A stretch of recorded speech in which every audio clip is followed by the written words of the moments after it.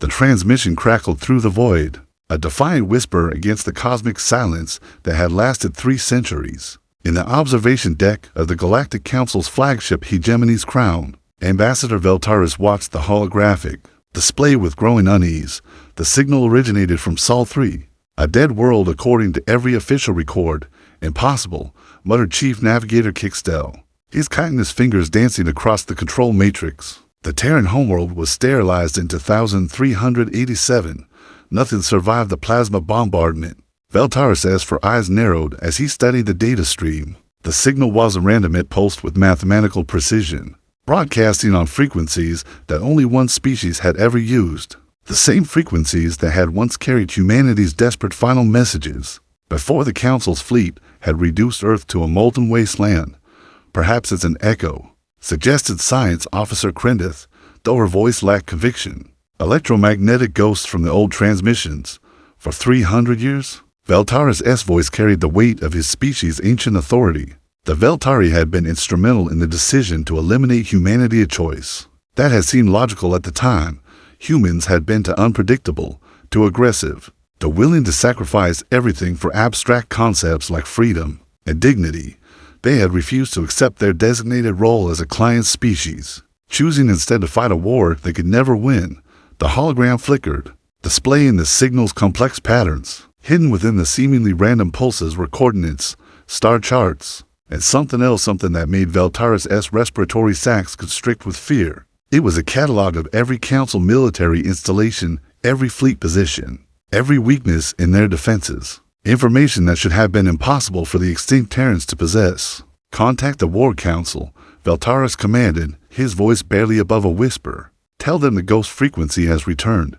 Across the galaxy, similar scenes played, out on a dozen different worlds. The Zephyrian Military Command received reports of their classified weapons shipments being intercepted by unknown forces. The Takmiran colonies reported mining operations disappearing overnight, leaving behind only smoldering craters and a single message burned into the ground. We remember. Admiral Brixton of the 3rd Fleet stood before the tactical display, in his command center, watching red dots multiply across the star map. Each dot represented a Council asset that had gone dark in the past 72 hours. The pattern was unmistakable. Someone was systematically dismantling their outer defenses, working inward toward the core worlds with surgical precision. Sir, reported his aide, Lieutenant Vexmer. We've lost contact with the mining station at Kepler 442.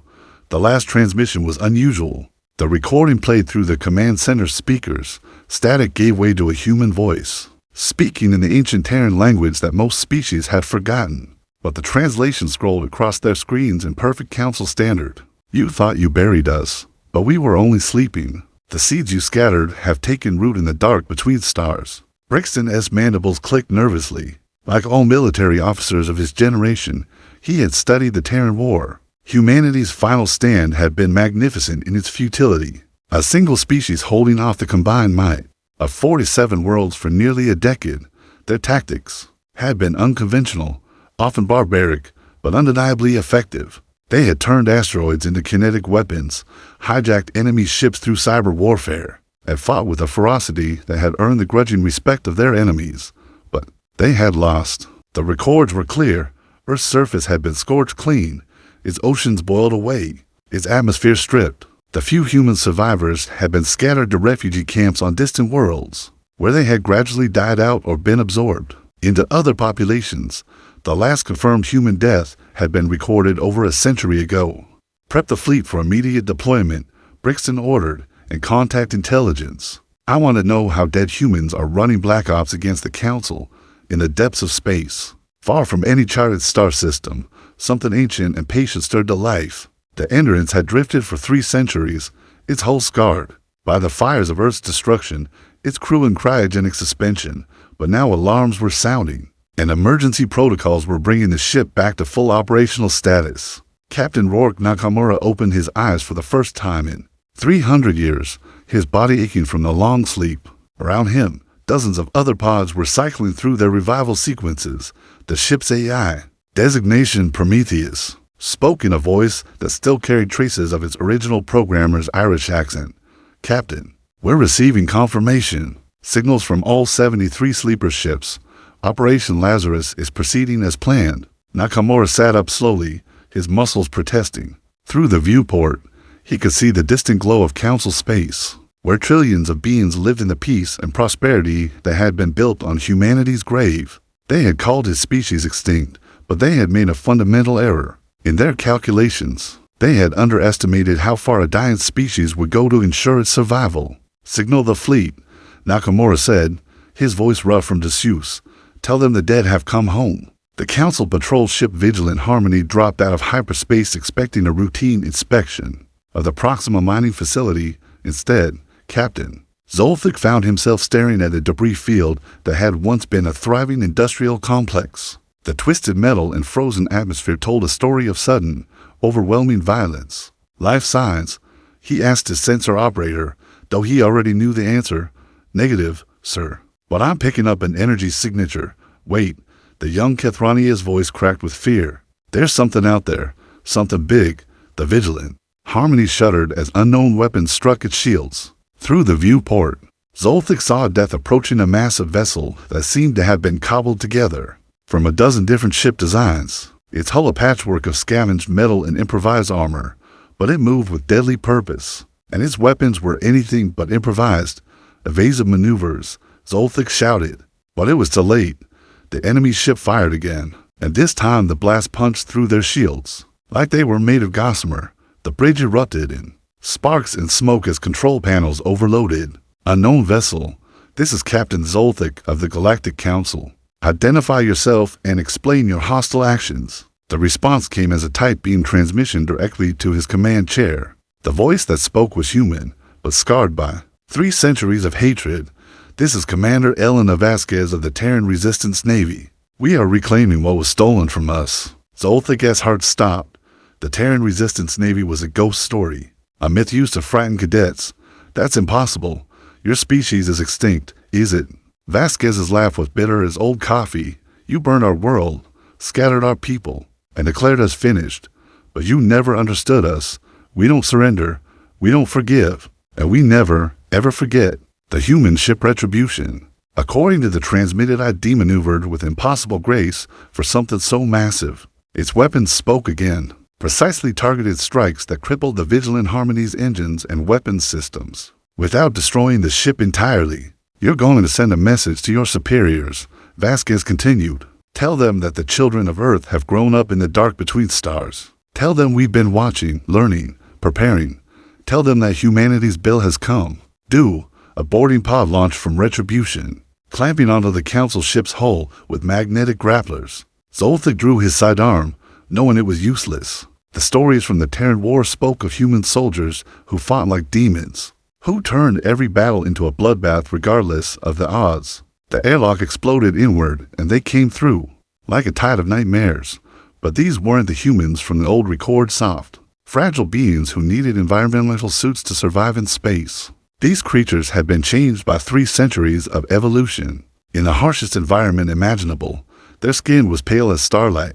Their eyes adapted to the darkness between worlds. They moved with the fluid grace of predators born to zero gravity. The first council security officer to raise his weapon died before he could fire. The human who killed him moved faster than Zolthic's eyes could follow, crossing the corridor in a single bound and striking with modified limbs that could punch through military-grade armor. "Resistance is pointless," the lead human said, her voice carrying through the ship's comm system.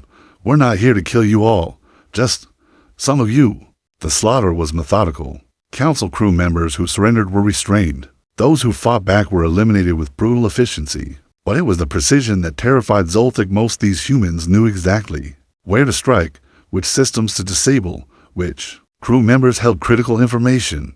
"How?" he gasped as Commander Vasquez approached his command chair. "How do you know our ship designs? Our protocols?" Vasquez smiled, revealing teeth that had been reinforced with synthetic materials. "Did you think we spent 300 years floating in space doing nothing? We've been infiltrating your network since before your great-grandparents were born. Every communication, every classified file, every strategic planning session we've been listening." She gestured to one of her soldiers, who connected a device to the ship's main computer. Data began flowing between the systems, terabytes of information being copied in seconds. The file crew manifests, supply routes, fleet positions. Vasquez explained, "Everything we need to finish what you started. This is madness," Zolthic protested. "The Council will unite against you. Every species, every world, will learn what happens when you try to murder an entire species," Vasquez finished. "Your people made a choice 3 centuries ago.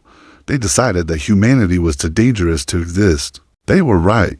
The humans finished their work and began withdrawing to their boarding pod. As they left, Vasquez paused at the airlock. "Captain, you're going to survive this encounter. Your communications are intact, and your life support will last long enough for rescue. But before you send your report, I want you to understand something." Her eyes, those terrifying pale eyes that had seen the birth and death of stars, fixed on his. "We could have destroyed your ship and everyone on it. We chose not to. But that mercy has a price." "What price?" "Every council ship that attacks us will burn. Every colony that supports the war effort will be reduced to ash. And every species that stands against us will learn why the galaxy feared humanity enough to try to exterminate us." She stepped into the pod, then turned back one final time.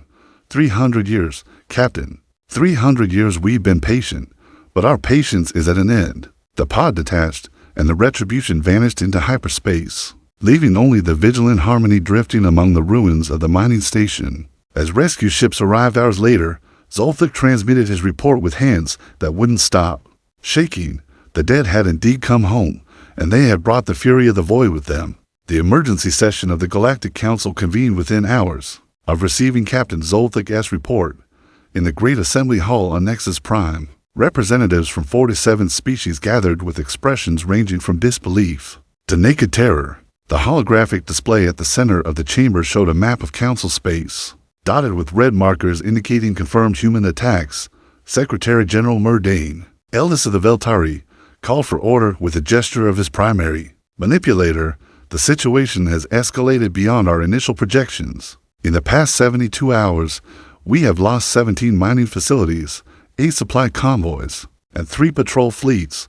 The attackers have made their identity clear." Ambassador Crixlin of the Zephyrian Collective rose from his hover seat, his translucent form shimmering with agitation. "This is impossible. Our xenobiology experts confirmed the extinction of the human species to centuries ago. The last of their refugee populations died out in the Outer Rim territories, apparently." Murdane replied dryly, "Our experts were wrong."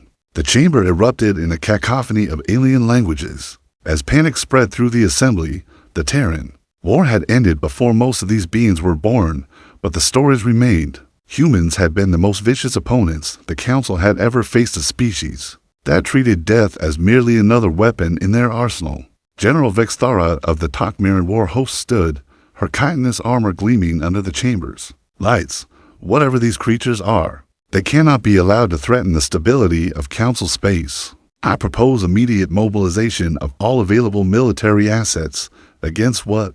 demanded Ambassador Hilkith of the Saurian hegemony. "We don't know their numbers, their location, or their capabilities. They strike from the void and vanish like ghosts. How do you fight an enemy you cannot find?" As if summoned by his words, the chamber's communication system activated without authorization. The holographic display flickered, replaced by the image of a human woman in a modified environmental suit. Her face bore the pale, angular features of someone born in zero gravity, and her eyes held the cold light of distant stars, honored members of the Galactic Council. She said, her voice carrying clearly through the chamber's speakers, "I am Admiral Keiko Sato, commanding officer of the Terran Liberation Fleet. We interrupt your deliberations to offer terms." The chamber fell silent. Even Murdane, who had lived through the original Terran war, seemed stunned by the audacity of the transmission. "You call this terrorism," Sato continued. "We call it justice. For 3 centuries, you have told yourselves that humanity was extinct, that the threat was ended, that the galaxy was safe. You were wrong on all counts." She gestured, and the display shifted to show footage of the Attacks Council ships burning. In space, mining facilities reduced to twisted metal, entire convoys simply vanishing without trace. "We do not seek your surrender," Sato said. "We seek recompense. The Council owes humanity a debt written in the ashes of our homeworld. We intend to collect." General Vexthara stepped forward, her voice carrying across the chamber. "Your species was judged too dangerous to coexist with civilized society. That judgment stands. Sato's smile was sharp as broken glass. Does it? Let us test that assumption. The transmission ended, but the chamber's lights remained dim. Then, impossibly, the artificial gravity failed. Council members found themselves floating in the air, their environmental suits' emergency systems activating as atmosphere began venting into space. Security breach. Someone screamed. The humans are in the building. But there were no humans. In the chamber, only the realization that they had somehow taken control of Nexus Prime's most secure facility from impossible range. The lights flickered back on. Gravity resumed, and atmospheric pressure normalized. But the message was clear. Nowhere was safe. Admiral Brixton materialized as a hologram in the center of the chamber, his image crackling with interference. Council members, we have a situation. Our perimeter fleets are under attack. The humans are using some kind of cloaking technology we've never seen before. They're hitting us from multiple vectors simultaneously, the tactical display showed. The third fleet's positions, red icons marking ships under attack. As the council watched, those red icons began winking out one by one. How many ships are they fielding? Murdane demanded. We don't know, Brixton admitted. Our sensors show dozens of contacts, but the signatures are inconsistent. They might be using false projections, or, he paused, his face grim, or they might have more ships than our intelligence suggested. The first refugee ships began arriving within the hour. Council vessels limped into port with their hulls scarred by weapons fire. Their crews speaking in hushed tones about enemies that struck without warning and vanished like smoke. The human tactics were evolving, becoming more sophisticated with each engagement. But it was the psychological warfare that proved most effective. The humans had learned to use fear as a weapon, broadcasting messages on open frequencies that spoke of vengeance and retribution. They shared footage of council personnel being executed, of ships being torn apart by exotic weapons, of colonies burning under alien stars. They're not just attacking our military assets, reported Intelligence Director Yulevan during an emergency briefing. They're targeting our civilian infrastructure as well, food distribution centers, medical facilities, communication relays, anything that keeps our society functioning. Murdane studied the reports with growing dread. This is not the random violence of a terrorist organization. This is systematic warfare designed to collapse our entire civilization. The humans always understood warfare better than we did, admitted General Vexthara.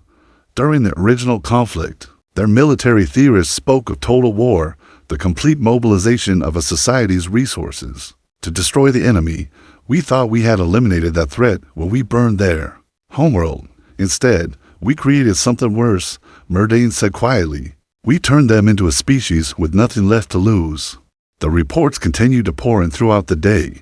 Mining colonies throughout the Outer Rim were going dark. Supply convoys were being intercepted and destroyed. Even the heavily defended core worlds were reporting mysterious equipment failures and sabotage attempts. But perhaps most disturbing were the intercepted human communications. The Terran survivors weren't just seeking revenge, they were recruiting. The scattered refugee populations that the Council had assumed were assimilated were revealing themselves as sleeper agents, providing intelligence and support to the returning fleet. How many of them are there? Ambassador Crixelin asked during the emergency session's reconvening. How many humans did we fail to account for? The answer came from an unexpected source. The chamber's communication system activated again, but this time the transmission came from within Council space itself. The hologram showed a human male, elderly but vital, standing in what appeared to be a crowded shelter. My name is Dr. Marcus Chen, he said. I was born on Earth, but I've lived among you for the past 2 centuries. I've been your physician, your engineer, your trusted friend, and I've been waiting for this day. The image pulled back to reveal hundreds of humans emerging from hiding places. Throughout Council space, they had been hiding in plain sight for generations, integrated into every level of society while maintaining their true loyalty. You thought you had destroyed us, Chen continued, but you only scattered us. We took new names, new identities, new lives. We married your daughters and sons, taught your children, maintained your machines, and all the while, we remembered who we were and what was done to us. The transmission ended, leaving the Council chamber in stunned silence. The true scope of the threat was becoming clear. This wasn't an invasion, it was an awakening. The humans hadn't been hiding in the void for 3 centuries. They had been hiding everywhere. The war for the galaxy's future had begun, and the Council was already losing. Admiral Brixton's flagship, the Sovereign Justice, drifted dead in space. Its hull breached in 17 places. Around it, the scattered remains of the Third Fleet painted the void with frozen atmosphere and crystallized blood. The humans had struck during what should have been a routine patrol, emerging from the asteroid field like avenging spirits dot in the ship's medical bay. Brixton watched his chief medical officer work desperately to save the wounded, the human. Weapons had proven devastatingly effective energy beams that burned through military-grade armor, kinetic projectiles that punched through shields like they were paper, and something else. Something that seemed to turn the Council's own technology against them, sir, reported Lieutenant Vexmer, his voice barely above a whisper. We've confirmed the casualty reports. 73 ships destroyed, 18 captured, and he paused, his throat sacs contracting with emotion. The humans took prisoners, sir. They're broadcasting their interrogations on open frequencies. The tactical display showed the aftermath of the battle. What had been a proud fleet of 200 vessels was now reduced to scattered survivors limping toward the nearest Council stronghold. But the humans hadn't simply vanished after their victory. They had stayed to send a message. The transmission began with a human voice speaking in perfect Council standard. Citizens of the Galactic Council, we present the testimony of Admiral Brixton's senior staff, freely given under medical supervision. The footage that followed was carefully edited but brutally effective. Council officers, some clearly under the influence of drugs or alien technology, spoke about classified military operations with disturbing clarity, fleet positions, strategic plans, the locations of civilian evacuation centers, everything the humans needed to continue their campaign and of destruction. But it was the final segment that truly horrified the Council leadership. The camera focused on a Veltari intelligence officer who had been aboard the flagship. During the battle, his eyes were glazed, his speech slurred, but his words were crystal clear. The Terran extermination protocol, he said, his voice echoing through the void.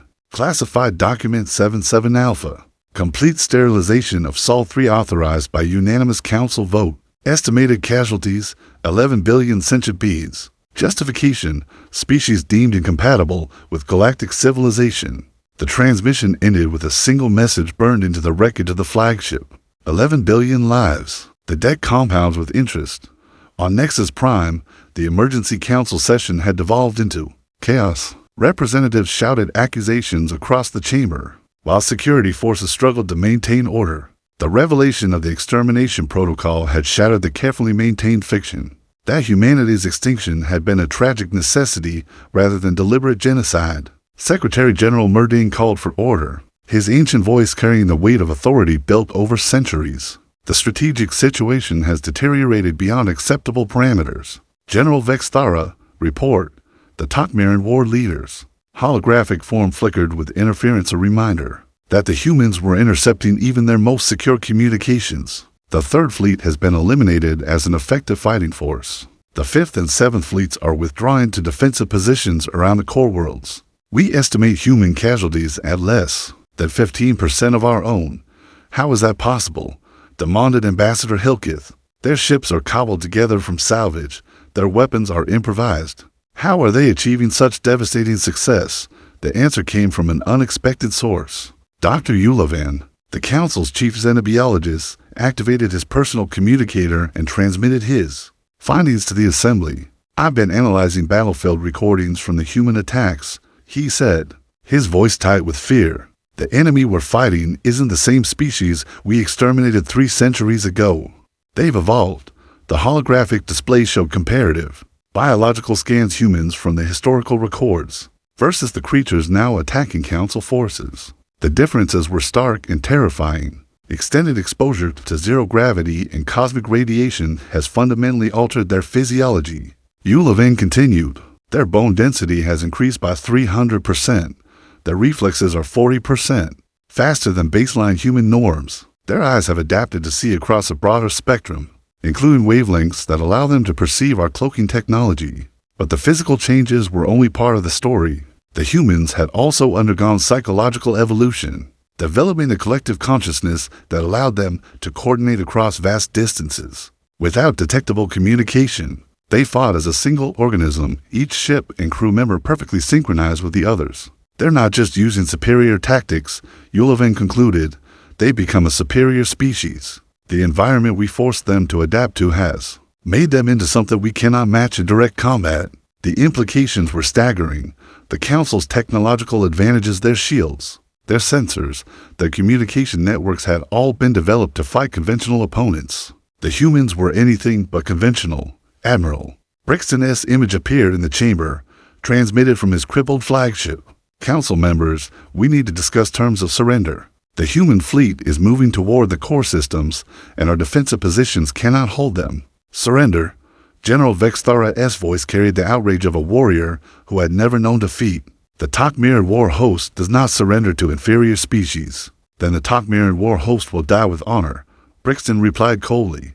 But the civilians under our protection will die with them. The humans have made their intentions clear. They want the Council to pay for its crimes. If we continue this war, the price will be measured in trillions of lives. The debate that followed revealed the deep fractures within the Council. Some species, particularly those that had been most vocal in supporting the original extermination protocol, called for a fight to the death. Others, led by the pragmatic Saurian hegemony, pushed for immediate negotiations. But the humans weren't interested in negotiations. Their next attack made that abundantly clear. The Kethrani homeworld of Velxander had been chosen as the site for the Council's emergency military headquarters. Its natural defenses and sophisticated orbital platforms made it seemingly impregnable. The planet's 3 billion inhabitants went about their daily lives, confident that their world's formidable defenses would protect them from the human threat. They were wrong.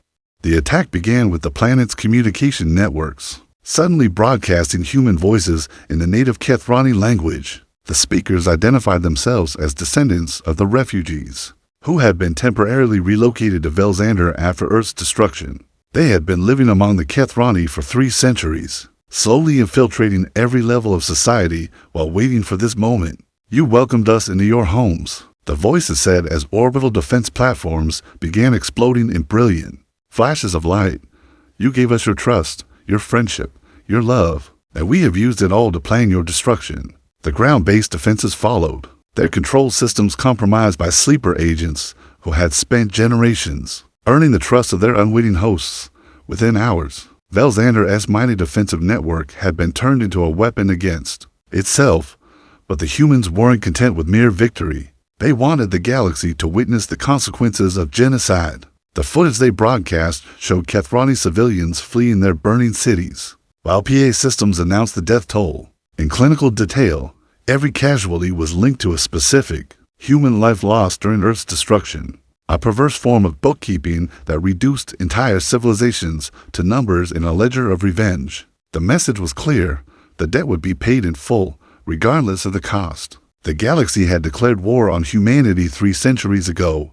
Now humanity was returning the favor, and they had learned to fight like gods of destruction. The Council's remaining fleets began falling back toward the core worlds, abandoning the outer territories to human advance. But retreat was only buying time. The enemy was coming, and they brought with them the accumulated fury of a species that had been declared extinct, but had refused to die. The war was entering its final phase, and the Council was learning too late that there were fates worse than defeat. Sometimes, the monsters you try to destroy come back stronger than ever before. The Nexus Prime system blazed with the fury of 2 civilizations locked in a death struggle. The Council's remaining fleets had gathered in a desperate last stand. Around their capital world, over 800 vessels representing the combined military might of 47 species. Against them came the Terran Liberation Fleet, a motley armada of salvaged warships and converted civilian vessels that moved through space. With the coordinated precision of a hunting pack, Admiral Keiko Sato stood on the bridge of the Remembrance, her flagship a massive dreadnought built from the fused hulls of a dozen different ship types. Around her, the command crew worked in eerie silence, their consciousness linked through quantum-entangled neural implants that allowed them to function as a single organism.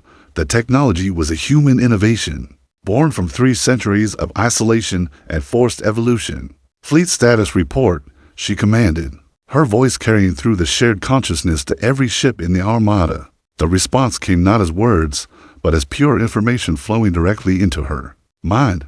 73 capital ships, 418 smaller vessels, each one crewed by humans who had been born in the void between stars. They were the children of refugees, the grandchildren of survivors, and they had spent their entire lives preparing for this moment. On the Council side, Admiral Brixton coordinated the defense from his new flagship, the Last Hope. The irony of the name wasn't lost on him. It truly was the Council's final chance to prevent the complete collapse of their civilization. The human advance through the outer systems had been methodical and devastating, leaving behind a trail of destroyed worlds and broken fleets. All units maintained formation. Brixton broadcast to his multinational fleet, the humans excel at dividing and conquering isolated groups. We stay together, we fight together, or we die together. The battle began not with weapons fire, but with psychological warfare. The human fleet broadcast on all frequencies, their messages designed to shatter morale and spread panic among the Council forces. They spoke the names of the dead billions of humans who had perished during Earth's destruction, and promised that each Council ship would carry 1,000 of those names to the grave. But they also broadcast something else, testimonies from the sleeper agents who had infiltrated Council society over the past 3 centuries. The voices of Kethrani,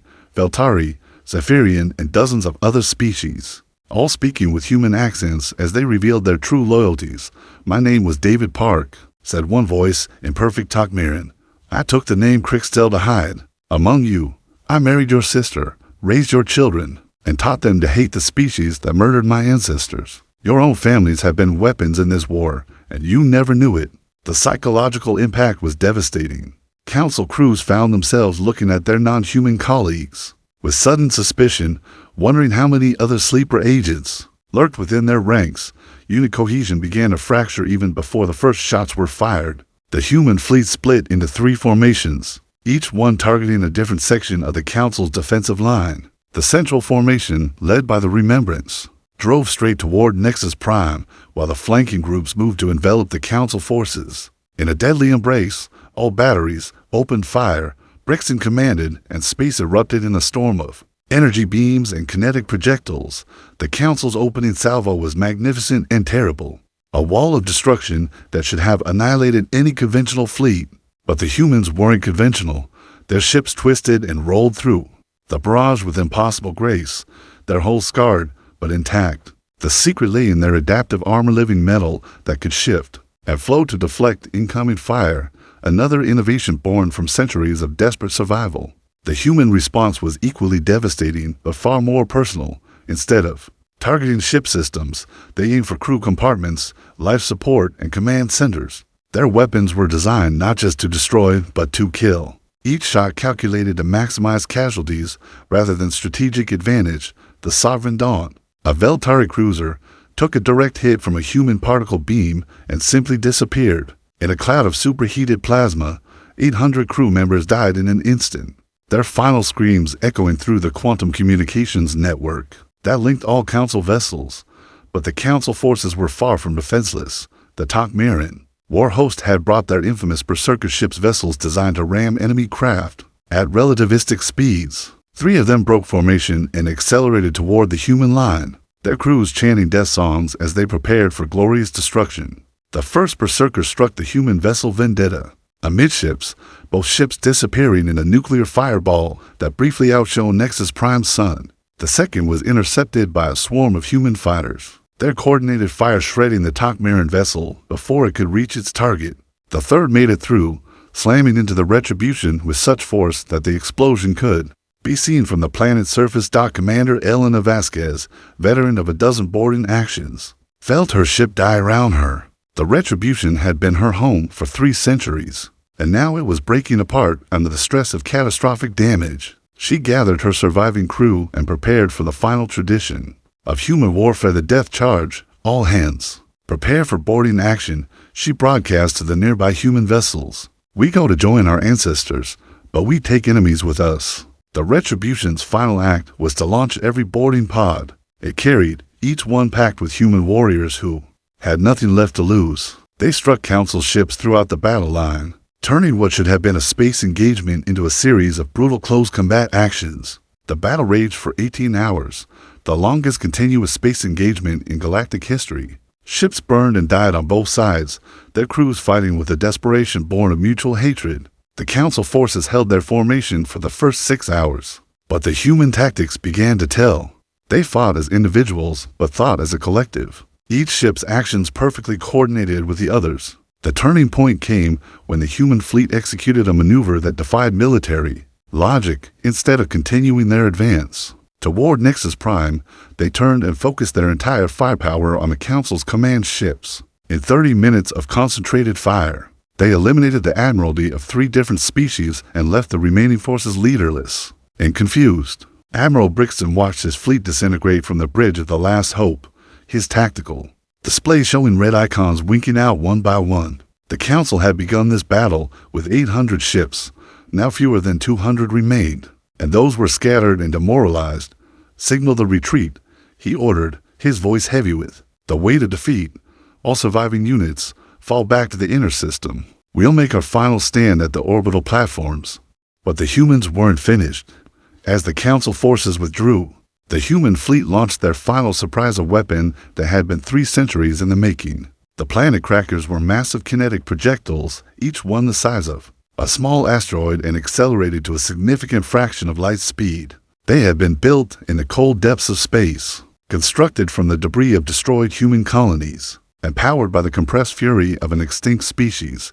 The first projectile struck Nexus Prime's primary orbital station, the impact releasing energy equivalent to a stellar flare. The station, home to 50 million beings, simply ceased to exist. The second and third projectiles followed, each one eliminating another piece of the Council's infrastructure, until the planet's orbital defenses were nothing but expanding clouds of debris. The message was clear.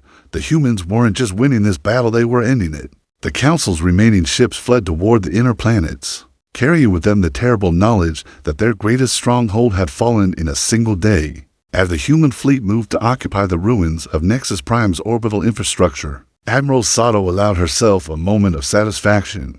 The first phase of Operation Lazarus was complete.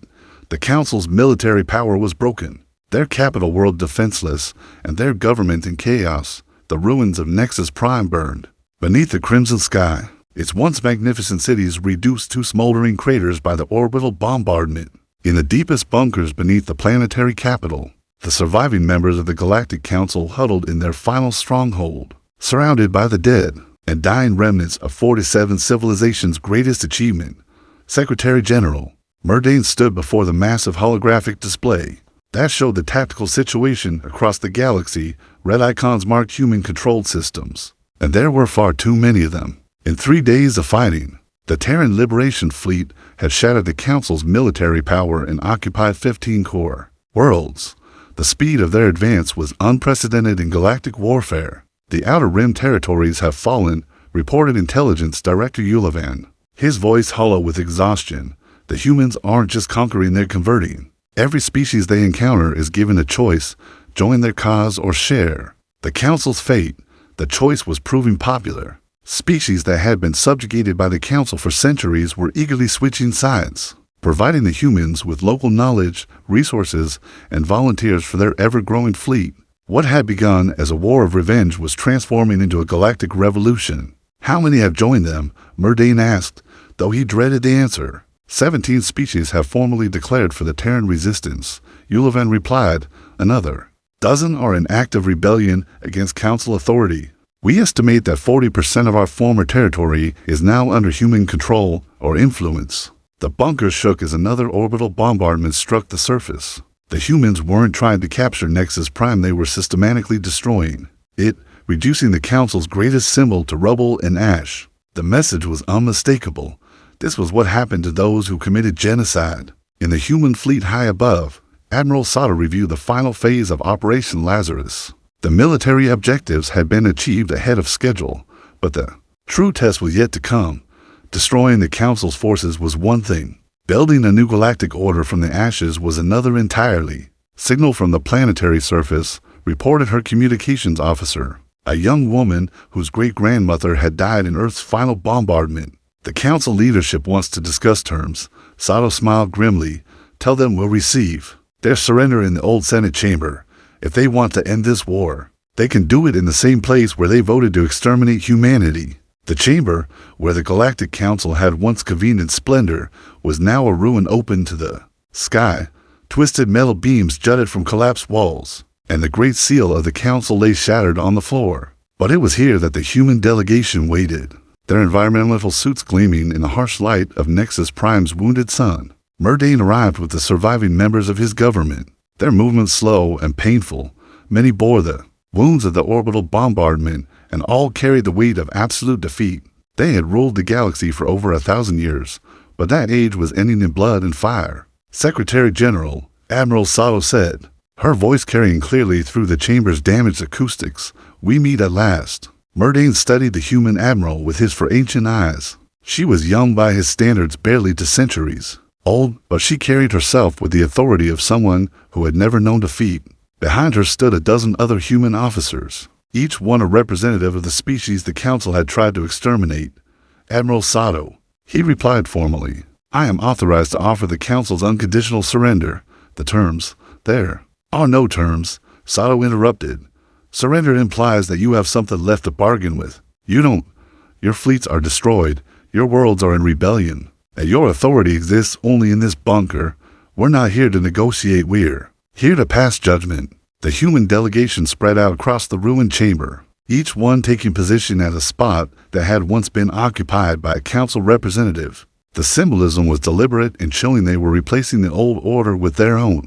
The charge is genocide, continued Commander Vasquez, who had somehow survived the destruction of her ship and the boarding actions that followed. 11 billion human lives exterminated by deliberate council policy. How do you plead? We were protecting galactic civilization, Murdane protested. Humanity was a threat to the peace and stability. Peace built on mass murder is not peace. Sato said coldly, "It's tyranny, and tyrants eventually face justice." The judgment that followed was swift and merciless. The human tribunal had spent 3 centuries preparing for this moment, gathering evidence and testimony from across the galaxy.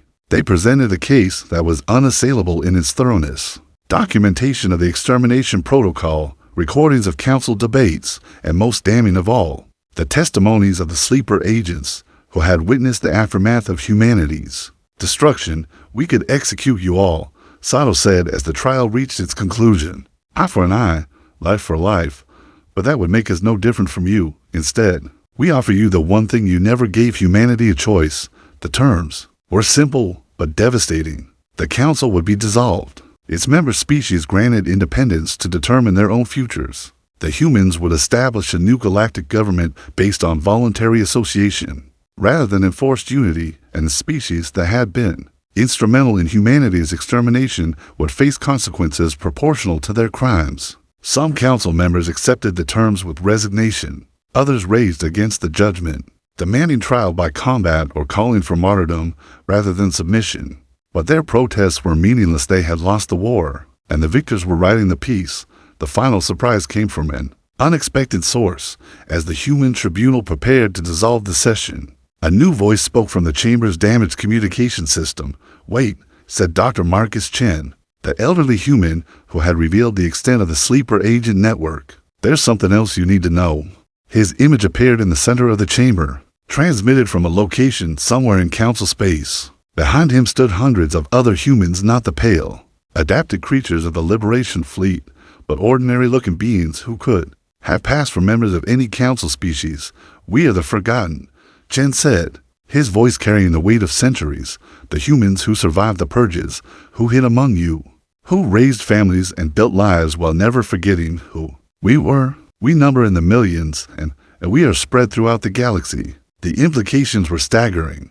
The human victory wasn't just military, it was demographic. The species that the council had declared extinct had not only survived, but thrived, hiding in plain sight while building the networks that had made their conquest possible. "You tried to erase us from history," Chen continued, "but we are the authors of the future. The galaxy you built on our graves is ending, and what comes next will be built on our terms." As the transmission ended, Admiral Sato looked out at the ruined chamber and the defeated council members. The war was over, but the real work was just beginning. They had won the right to rebuild galactic civilization, but success would be measured not in battles won, but in the peace they could build from the ashes of the old order. The age of the council was ending. The age of humanity was about to begin. 5 years after the fall of Nexus Prime, Admiral Keiko Sato stood in the observation deck of the New Horizon, watching the construction crews put the finishing touches on humanity's greatest achievement. The space station that orbited the restored Earth was a marvel of engineering, its living metal hull capable of adapting to any environment, while its quantum communication networks linked every inhabited world in the galaxy. But it was the planet below that truly captured her attention. Earth's surface was green again, its oceans blue and clean, its atmosphere clear of the toxic clouds that had choked it for 3 centuries. The restoration had been a monumental undertaking, requiring the combined efforts of hundreds of species and technologies that pushed the boundaries of what was possible. "Still can't believe we're home," said Commander Elena Vasquez, joining Sato at the viewport. The veteran warrior had traded her combat armor for the simple uniform of the Terran diplomatic corps, but her eyes still held the cold fire of someone who had seen too much war. "Are we?" Sato asked quietly. "Sometimes I wonder if the humans who built this place would recognize what we've become." The question haunted many of the Liberation Fleet veterans. They had been born in the void, shaped by centuries of exile and warfare. Earth was their ancestral home, but it was not the world that had made them. They were something new, a hybrid of human determination and alien adaptation, forged in the crucible of genocide and tempered by the fires of revenge. The new galactic government bore little resemblance to the old council's authoritarian structure. The Terran Commonwealth was a voluntary association of species and worlds, held together by mutual benefit rather than enforced submission. Each member retained sovereignty over their internal affairs, while participating in collective decision-making on matters of galactic importance. The headquarters of the Commonwealth was not a single world, but a network of stations and facilities, scattered throughout the galaxy. The symbolism was to liberate power, was not concentrated in one location, where it could be corrupted or destroyed, but distributed among all who participated in the system. Not everyone had embraced the new order. The Veltari, architects of the original extermination protocol, had retreated to their core worlds and declared independence from galactic affairs. The Tok'Miran war host had fragmented into a dozen smaller factions, some of which continued low-level guerrilla warfare against human settlements. And there were other species proud, ancient civilizations that could not accept the idea of taking orders from the inferior beings they had once tried to exterminate. But the resistance was weakening with each passing year.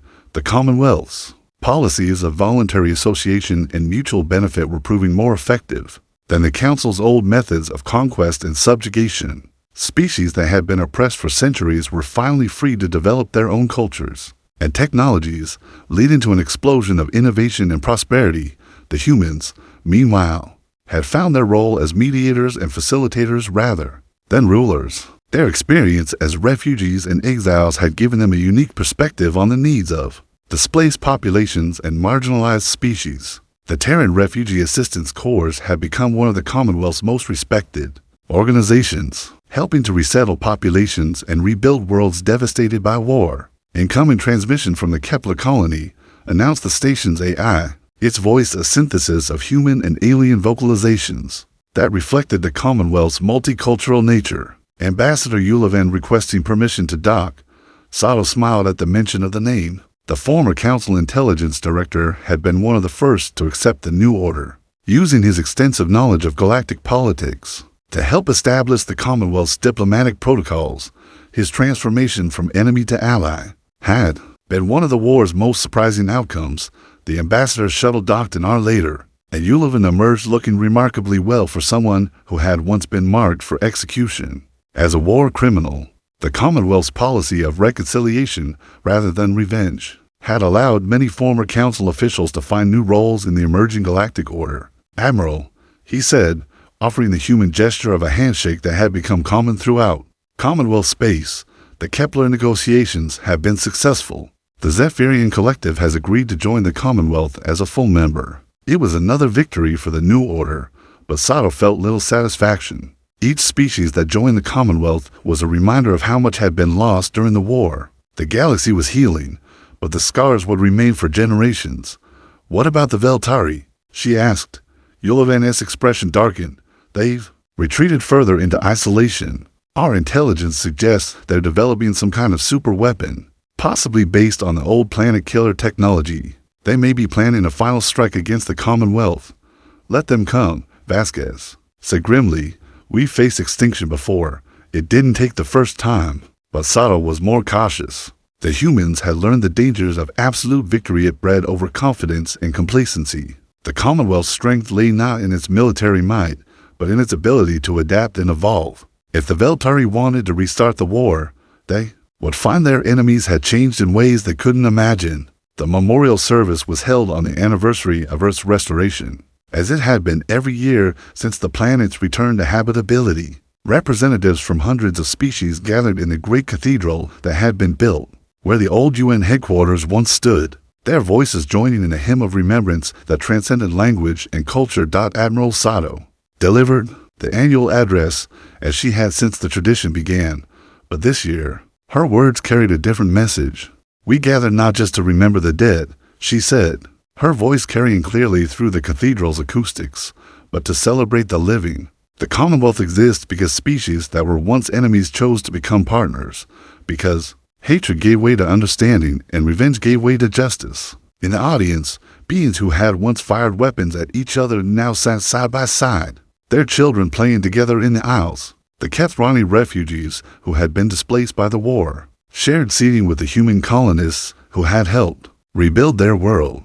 Former council officers worked alongside Liberation Fleet veterans in the Commonwealth's various agencies. The signal that brought us home was not just a call for vengeance, Sato continued, it was a call for renewal, a reminder that extinction is not the end of a story, it's the beginning of a transformation. We are not the same species that died 3 centuries ago. We are something new, something stronger, something that carries the best of our past while embracing the possibilities of our future. The ceremony concluded with the lighting of the memorial flame, a fusion torch that would burn for exactly 1 year before being rekindled at the next anniversary. The flame represented continuity, the unbroken chain of memory that connected the dead to the living, the past to the future. As the crowds dispersed, Sato remained in the cathedral with a small group of Liberation Fleet veterans. They came here every year, not for the public ceremony, but for their own private remembrance. These were the survivors, the ones who had lived through the exile and the war and the peace that followed. Think they'll remember us? Asked Commander Reyes, a grizzled veteran whose ship had been one of the first to answer the recall signal. 100 years from now, when all this is just history, does it matter? Vasquez replied, we didn't do this for the glory, we did it because it needed to be done. Sato nodded, but her thoughts were elsewhere. Through the cathedral's great windows, she could see the lights of the orbital stations and the ships that moved between them. Humanity had come home, but home was no longer a single world.